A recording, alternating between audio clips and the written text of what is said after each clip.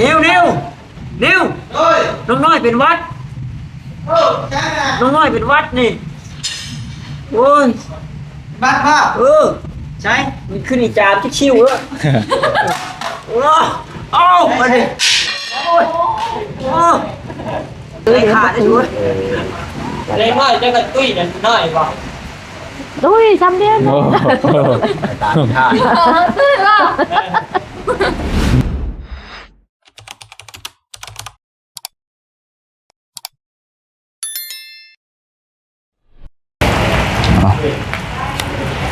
เปิดผามาบัดนี้ก็ฝนกระหน่ำน้อยเนาะตั้งแต่อัน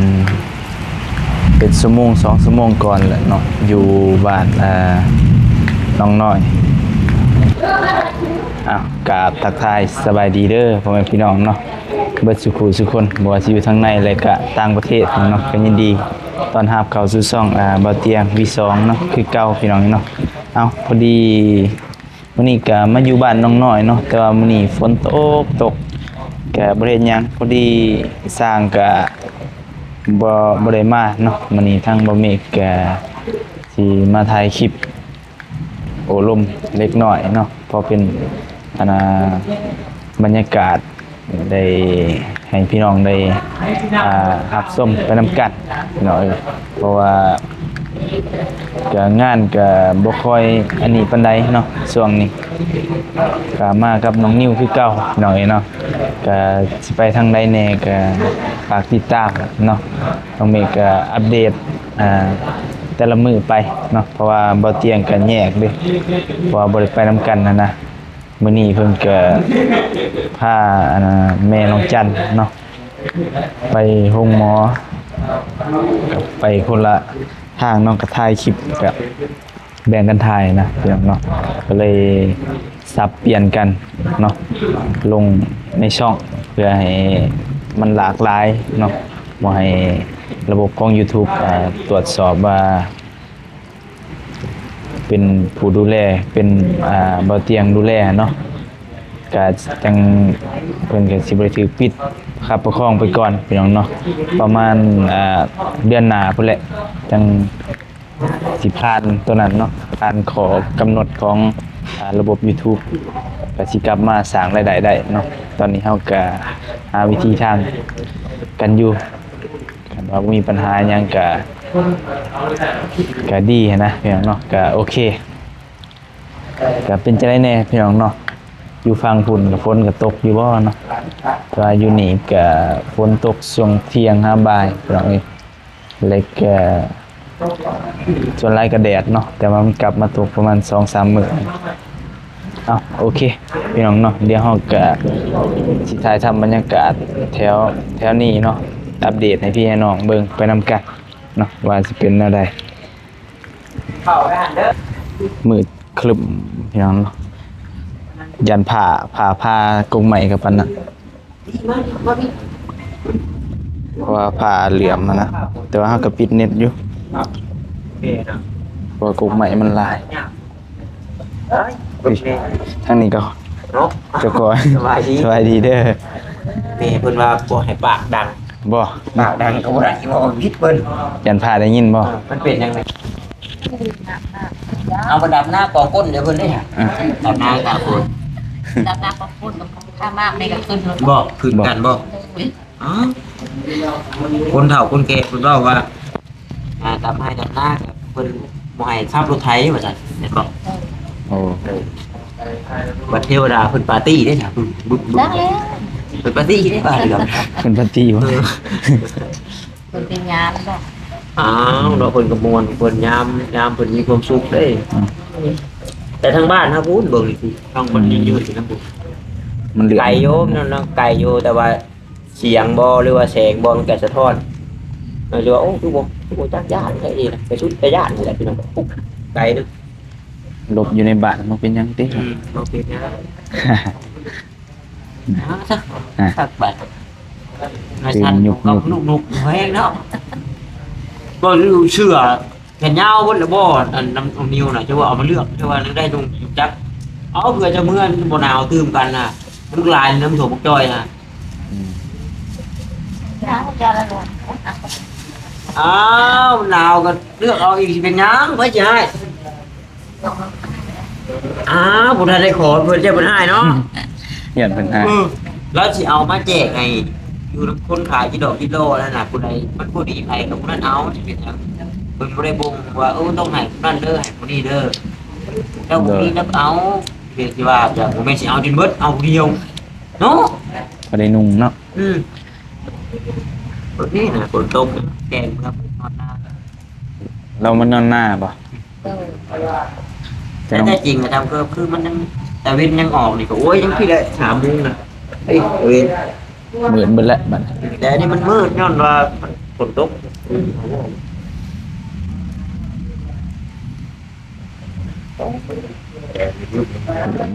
มา ได้สิพากันไปอันบ้านครับบ้านนั่นอีกบ่ แม่นว่าสิเข้าไปในพุ่นแหล้ว บ้านไปหาน้องกันท่องโซนเขา โดยผู้เพิ่น มันสิไปนะ ท้องไข่ จังหวะ ทางยางบ่ บ่ฮู้เลยตัวนี้จักมันสิย่างจังย่านบ่ย่างกันแล้ว เนาะทางแดงนี่โอ้ยอย่างยากดิ ย่านมันสีแดงกันแล้วหลาย เป็นพากันบืนแล้วเนี่ยไม่ให้แล้วน้อยไปชุบเลยนั่น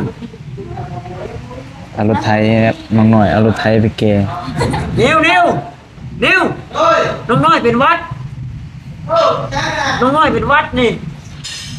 โอ้ย บ้านพ่อ ใช่มันขึ้นอีจามที่ชิวเลยโอ้มาดิโอ้ใจขาดได้ช่วยจืดนะไว้หยอกกันเลยโดนแรงโดน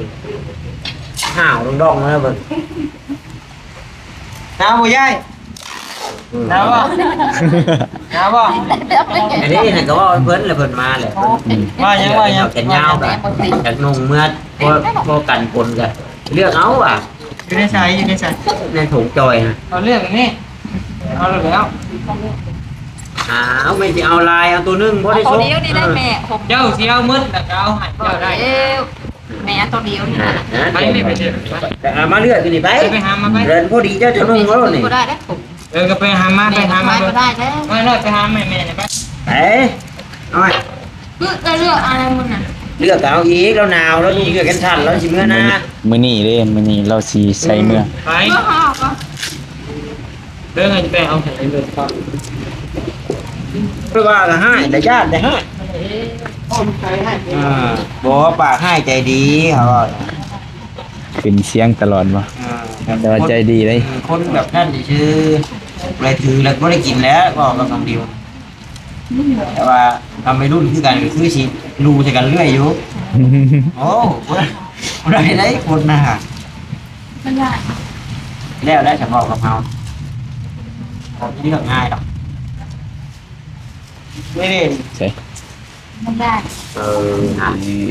มีฮอตถงมีฮอตส่งแบบ นี่ ม ใส่รถใส่ โอ้ยแม่บอกไม่ชม โอ้โหคัก แม่ดูได้ เซ็กซี่ผู้ชาย เซ็กซี่ได้โช โช ว์ ว์ ข้า ข้าว ว อ่อน ยา ได้ แม่ เซ็กซี่ ไปไม่ใช่นะแกออกสินะ ไม่ใช่ ไปแกออกสินะไ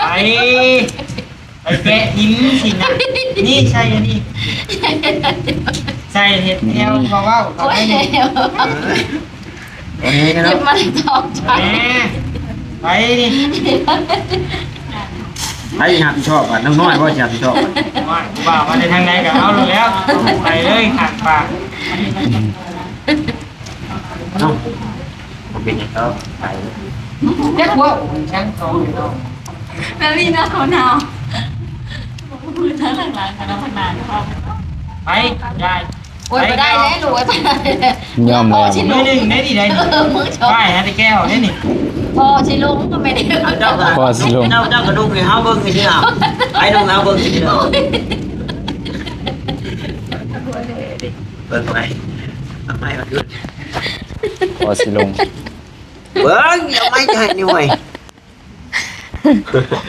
ยันจะบ่ลงเลยบ่จะบ่เราไปนอนใกล้หลาน ใกล้กันโอ้เราเองที่ลงในเมืองทางเราจิกุ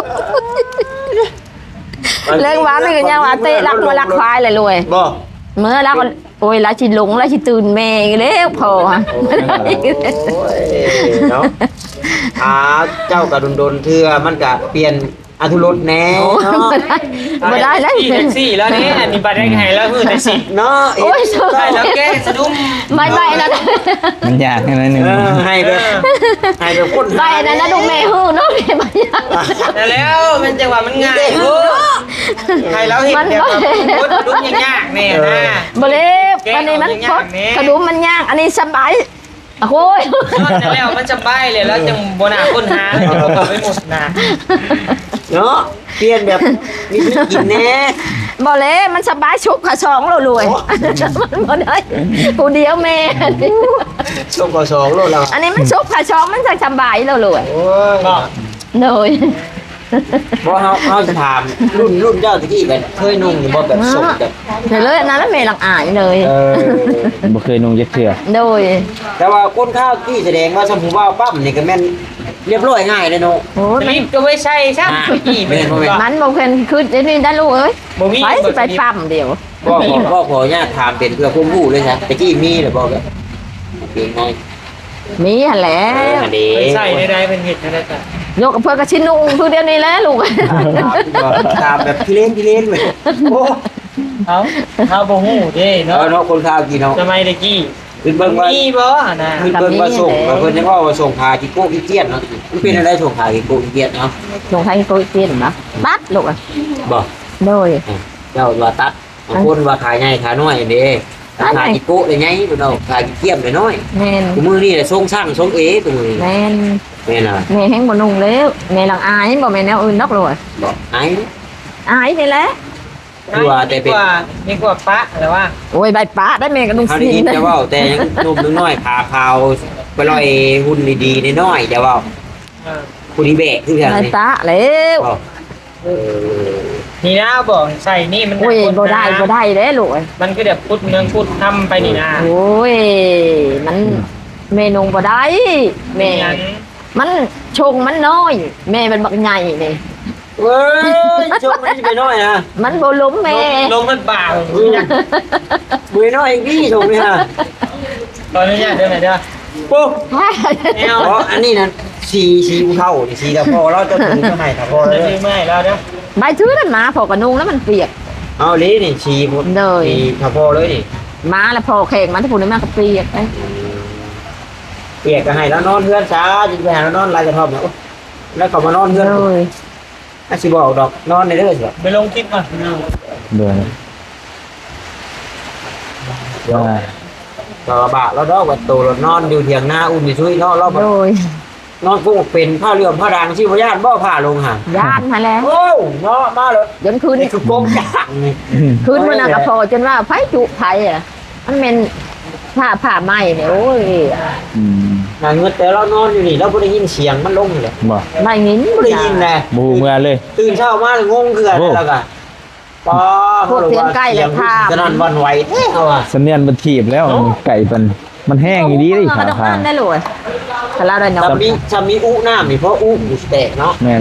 สำระเบิดหมดแล้ว แล้วนี่ก็ชีดังก้องอยู่แล้ว แตกเพราะว่าเราบ่จ้างอย่างตื่นขึ้นมาแล้วว่าอาบไปนี่ปอตก เสียงนั้นถามแล้วก็บ่จักว่า มันลงซ้ายว่ากกไม้จักว่าบ่เห็นเลย ปานนั้นนอนเราก็นอน โน่กันแม่มาพี่ดอก จังหวะเราไปนอนนี่บ่จ้าน อนเด้อ เลยจะมาเราไปนอนนี่จ้าเนาะว่ามันเป็นไปจากได้ง่ายกว่านี้ทำนี่ แม่ก็บ่เชื่อพ่ออีกดอก บ่เชื่อบ่ โดย เท่าฉันนี่ก็บ่เชื่อกันบ่จัก โดยว่าบ่ได้แล้วมีสาวน้อยไปนอนนำกับบ่จักเลย ว่าแล้วเนาะบ่กล้าก้าวกายได้เป็น โดย เนาะถามเบิกหรือบนใต้ๆด้วยมื้อหน้าเจ้าก็รักมาจอบเบิกนั่นนะ บ่ฮอดมื้อหน้านะบ่แลงบ่อื่นแม่สิหลักมาจอบไป แรงก็เหลว มาแลงแม่น คือจะว่าเฮาว่าซั่นว่าซี่เด้อแต่ยังเป็นหนุ่มๆแล้วก็มักไปลิ้นอยู่บ่ อืม บ่มักลิ้น ถ้าบุญแหละแล้วเข้าถ้ามันบุญแล้วบ่เข้า ได้กันที่เมื่อกับคนผ้าลงฝนตกอยู่พี่น้องเว้ย ดูแล้วเรียกควาย ฝนยังบ่หยุด ที่แหลกอายจังบ่อยากมีควายก็เป็นลูกน้องมันมีหมาก็เป็นขามัน แม่น มีวัวเป็นขามันนี่ ขายมาแล้วเถอะ คือเอาอีกนะ มัน ก็คือการ อัดหัวไว้เพิ่นเข้าบ่ได้ก็ได้เป็นไข่มันนี่ได้เป็นลูกน้องมันเองเลย ครบมาแล้วลูกเอ้ย มือเลยต้องมีเกลือมา4โตเลยนะเจ้า เรามีอย่างถูกก็เป็นอันนั้น แม่ เวรกรรมมันบ่มาแบบ มันบ่มาแบบคนก็มาแบบสัตว์ แม่นเบิ่งแถวมาเฮาแก้มจ้ะ เอ้อมาหอมแก้มอ้ายมื้อเดียวนี่ แก โอ้ เอาไอ้ก้มเบิ่งกี่รถ มาหอมแก้ม เร็วๆก้มดูสิมันเล่นจุ๊บมันจบเด้อเอ้าตายนี่โอ้ยว่า มาหน่อยมันกินด้วยเลย มาหอมแก้ม เรียกชื่อนี่มาจักเพิ่นจัก หมาเองบ่ดมแก้มนะ ของแต่ว่ามันบ่ได้เคยดื้อของเฮานะเฮามันสิมาของเอ้ก็มา เล่นเต้นมันหอมจุ๊บเลยโอ้ยว่า ไปต้องเข้ามาหน่อยมาใหญ่ขี่ไม่ได้เลย มาน้อยก็คือกันนั่นแหละลูก โอ้ย เอ้ย ชะกันเลย เนี่ยน้อย นี่อ่ะมะลิ โดยน้อยก็มันมีหัวใจอยู่เด้ น้อยกับนี่หัวใจ มีหัวใจ อ๋อมือแก มาน้อยมันก็ดื้อคือกันกับเด็กน้อยหั่นแหละแต่ลูกก็ยังดื้อลูกไปดื้อบ่บ่เชื่อ แต่เจ้ายังเป็นชาวคือกันบอกกับน้อง เดี๋ยวก็สิบ่คือเด้ คิดว่าเจ้าของนี่คือลูกสาวบ่ตอนนั้นนุ่ม คือบ่น้อย เดี๋ยวเจ๊ค่ะ เราต้องถามเจ้าเกิดก่อน มันก็สิบ่คือเด้แม่ลูก บ่ เอ้ คื ย อบ่ บ่คือเด้บ่คือ เลยน้อยจะกระตุ้ยน้อยบอก โดยซ้ำเดียว โอ้ ตามท่า ตื่นว่า เอาอ้วกไปชื่อสิ เนาะ ว่าแล้วพี่น้องเนาะแต่พอตากับพอบ่ได้คือกันเอาว่า โดย คนมาแนวเลย ป้าต้องหยุดตัวเลย โอ้โห ด้นเติบเนาะ ไอ้นี่แต่ว่า 2ชั่วโมงละ ที่เนี่ยมันพอพังได้ยินแน่ตอนจะถ่ายคลิปนะ เอ้ยตอน สีสับว่าแล้ว มันโหดแห้งเลยตอนเมื่อวานนี่บริมีคนโทรหาแต่ว่าเมื่อวานนี่บริมีคนโทรหาบ่ กับเจ้าก็โทรวัน อ้าว โทรถามเลย ยัน ก็ ว่า ไอ้งูเป็นยังเล่าของชาติเป็นยังคือ ห้องโต๊ะ อืม เอาแห่งตัวช่างกลับไปครับเอาบ่ลาย เอาเท้ามันเปื้อนเด้ภายมากอะยา เอามันคือชุบอ้ายได้เอาไม่เป็นห่วงกันนี่เนาะมันเป็นห่วงจะมาทางนะโอ้ยเนี่ยทำใดใช่เขาเอาพระเจ้าโน้ตได้เลยดิ ไปให้ไอ้วานิ้วเด้ข่าวว่า บังคับให้เขานิ้วเอาไว้ บอกว่านิ้วเด้ข่าวเจ้าบอกข่าวอะไร โอ้ยบ่ไปวานนี่ บอก จะง่ายๆจะคือยังไงเป็นหูไปยาก เอากระดิ่งแล้วว่าไปหากระดองกันหนุ่ม โอ้ เนาะ ความคิดเคลียร์กันเองเด้อบ่เกี่ยวได้ปะ เมื่อกี้น่าจะเป็นโทร อ้าวไอ้กระโทรประสานให้ชื่อว่าแล้วแล้วบ่ บ่ ไปที่ประชุมดีประชาจำแล้วกับน้องนิ้วเพิ่นนั่งกินข้าวถ่ายนี่ว่านี่กับหมูป่ากับสมปลา เห็ดประวัติกัน ฮะ หวาน เฮ็ดนั่นเจ้าบ่ซื้อมาเนาะแม่ โดย มันก็กินบ่มีน้ำตาลโอ้ผู้หนาวผู้แล้วบัดนี้ บางทีจะทีมชาติยักษ์ กินบ่เบิดซะ ไผเอามือตุ่ม พอ เดือด สร้าง บ่สร้างบ่เอามือ ไม่ช่างเอาเมื่อ โดยเอามา ไปกินจ้อยเข้าไป เอามาแกงก็เด้อ บัดตัวเป็นมากก็ต้อนน้องเบลเนาะ โดย มื้อหน้าต้อนแน่น้องนิว โด ตอน ย นี้เอา ต้อนแล้วแน่ โยขันมือมายันใบหนักเดียวกับลูกแล้วแม่ก็ไปยังเอาออกมา บ่เฮาสิถือมาให้ก็ได้ โดยโดย ไม่นั่งสัตว์ เฮาสิถือมาให้ก็ได้ โดย มันไม่ยากนะเปล่าอย่างไรเขาน่ะ โดย เฮาบ่รักดอก บ่ได้เราลาก เอา แน่ มา เล ก็ ย คือมีบ่เนาะบาดขึ้นยากเลยไป บ่ได้คืดยาก บ่ คำมักแบบนี้ มีเนาะ โดยแม่ยอมรับว่ามัน แม่ มี มันน้อยกว่าของเบลกับว้าวอีก น่ะ ตัวใหญ่กว่านั้นอีก ซ้ำมึงบ่เนาะมักอึน่ะบ่ช้ำมึงน้องบ่ช้ำเนาะ ใช่น้องลูกสาวจะให้เฮาแม่ น่ะขอลูกสาวผ่าน ลูกสาวเลย เอาน้องกล้วยให้มันให้น้องไปลูกให้อ้ายไปลูกไปน้องนึงน้องกล้วยให้ เอา อ้าย กล้วยมาดิ ทำไมยังหนอกว่า โอ้ย ที่ให้น้องให้บ่ได้หาแน่แรก คนเราแล้วก็นิ้วเลย มีแต่กล้วยพ้าแล้วกันนะ บ่แม่สิเอามาให้มาตังน้องน้อยบ่อื่น บอก โดย เอามามือจะมา โดย ทางเก่าแบบนี้ โดย ตัวเพื่อนเราชื่อแนวเห็ดหวานขึ้นมากินอีก โดย กินบ่ได้บ่ กิน มา มือน่ะน้ำหวานนี่เจ้าต้องเอากะทิ จะชื่อกะทิเจ้า ลูกแล้วเลี้ยงแม่ โอ้ของเลี้ยงนี่ น้อย ตอนแรกก็มาเรียกอยู่ เอากันยังไปแล้วลูกไปเอากับเอิญลูกแล้ว ลูก อันนี้ละแม่ เลี้ยงลูก โบลีค่ะแม่เลี้ยงกับโยมแม่กับย่อยเลย แม่ ลูก ก็ยั อั ง น ไม่ นี้ เฮาบ่จ้อยบ่ เออจอยกับธรรมดาได้ลู จ้ ก อยพญาอีกบัดนี้จ้อยยังเอา อ่ะแม่กับจอยพญาคือกันจอย พญายัง จอยแม่เทียบไปพุ่นเด้เทียบมา พญายัง ฝนตก ไปแล้วไปแล้ว เปลี่ยนเรื่องแล้วไหวแล้ว จอยยังฝนตก ว่านี่ก็พอทางตัวป๊อป พอสร้างย้อนจะแป้งเลยบ่กะโลเจ้า แป้งแล้วบ่ เบิ่งแล้ว สร้างแปลง ยังบ่แปลงเลย บ่แป้ง บ่ยากดอกล่ะ บ่ยากบ่ บ่ยากล่ะ บ่ยากเที่ยงเองเด้อ แยงเนาะทำบ่เคลียร์ บ่ได้เลยแต่ว่าบ่ได้แล้วมันสิยากคือเก่าบ่ช่างไอ้เจ้าเจ้าสิเอาไปสังเตยแน่บ่ยากลูกเจ้าผู้เดียวบ่ว่าผู้เดียวนั่นแหละแม่ เฮ็ด ว่า หยังเอาหลายคนอ่ะ จักน้ำเล้า ลูกหลายคนเลยจิตเนี่ย จักน้ำเล้าแม่ก็บ่ฮู้จัก แก้บ่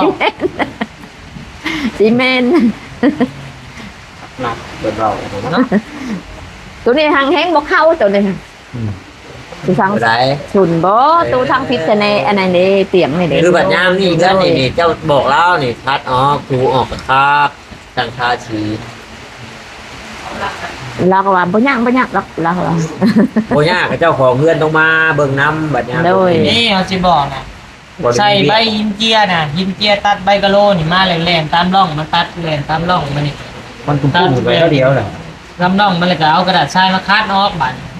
นั่นต้องคัดแล้ว นี่เขาต้องปาดนั้นเป็นร่องนี่ปาดเขาร่องเป็นร่องน้อยหนึงนี่คือแบบเราเล็กโตสินบ่เป็นห้อยใหญ่เลยอะ เด้อ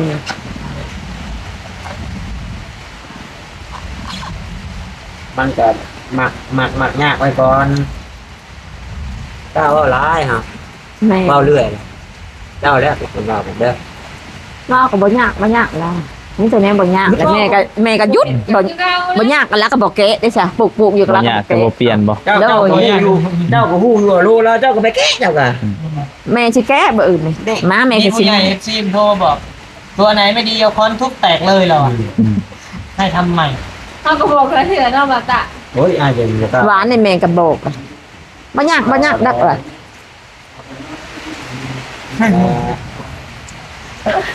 ก็ได้แต่ว่าเจ้าเหมือนเจ้าเป็นอนาคต เราก็ว่าบ่ยากมีแต่บ่ยาก ก็ เป็น ติด ในคำขอนะเพิ่นน่ะ วันได้ยินใส่บทก้อนจากกันมาครับ ใส่มาแม่พอทางมาแม่เดี๋ยวพอทางแล้วว่าที่บ่ว่าโอ้พอทางบ่ใช่ย่อยเว้ยบัดดอนนั้นว่าอยู่เฮ็ดของน้ำอยู่เฮือนเจ้าหรอเนาะ เด้อ มาวานนี่คำขอบ่มีเลยอ้อมเมื่อวาน บ่ไหวบ่ บ่ไหว น้ารถแม่ว่า มาโหลด เป็นเคยเป็นหมอช่วยเก้าบ่เจ้า บ่เฮาบ้าประธรรมชาตินี่แหละโลดเดี๋ยวเขาปล่อยสร้างว่าแม่ก็ว้าวเลยปล่อยสร้าง เฮาสิให้แกว่า เดี๋ยวทางใต้แม่ก็ดึกทางเหนื ส อ มมุติว่ายามฝนตกที่เจ้าเป็นผู้สาว แบบจมยังไงผู้บ่าวมาเป็นแบบคำพยานะสิเว้าจังได๋ก็ แล้ว ฮะ นี่นะเอาประตูเฮือนง่ายๆนี่วงกบประตูนี่ ง่ายๆนะมันทำบ่เป็นว้าวอะโล ปัญ ด ญามจักคนติดว่าโหลจังไดก็ไปวะ เนาะ ชิ้นหนึงมันเท่าเลยก็ให้กิน แน่นั้นเลยโย่บัดพอช้างบัดว่าโอ้ยไปช้างก็คอยน้ำก็อยู่น้ำคอย พื้นก็อยู่น้ำคอย โอ้ยพอช้างเลยแต่ว่า อืม เจ้าสิได้เจ้าเกิดอยู่ไกลแต่ที่เจ้าอยู่น้ำเทียงเพราะเจ้ายับมาใกล้ๆคอยแน่แต่มาพิงไทยซอยคอยแน่แต่มาพิงสถานเดียวนี่เด้อแต่ว่าพอบ่าวพอช้างแต่ว่าเองก็ว่านี่นี่โอ้ว่าบ่าวลีบ่ว่าบ่แม่น้องน้อยบ่เลวแต่ว่า อันเด้อบัดนี้ FC บัดเห็นเพิ่นเว้าหยอกกันเนาะ FC มิ่นจะว่าแม่นน้อยนี่มักกว่าซักบัดเออ โอ้ยบ่ได้เด้ป้าพอบ่ได้เลยลูกเอ้ย อ้าว บ่ได้เด้ ถามเบิ่งดิพี่น้องกำลังกินFC มิ่นอะไรนั่นดูท่าทางแล้วแม่น้องน้อยชอบพ่อสางยาว เด้อ ซุกกระแดงเพิ่นเว้า แดงแหละ ซุกก็เริ่มแดง เพิ่นก็ว่าแม่น้องอูน้องอีกันแดงได้กี่ชุบอ่ะ บ่ คอยไปเลยแม่น้องน้อยกี่ชุบแม่น้องอูน้องอีกันแดงขึ้นเลยได้แบบ อ่า โอ้แดงเลยละมักแต่ว่าเห็นได้ โอ้แม่น้องอูอีแล้วมันมีผัวบ่มีบ่ ไผว่าบ่มี 3 4 โอ้ลูกแล้วหา6คุณเลย แล้วเลิกเนี่ยนี่ ไม่เลิกแล้วผัวบ่แล้วไปเอาผัวแม่น้องอูน้องอีแม่แหละ บ่ แล้วไปเอาผัวแม่น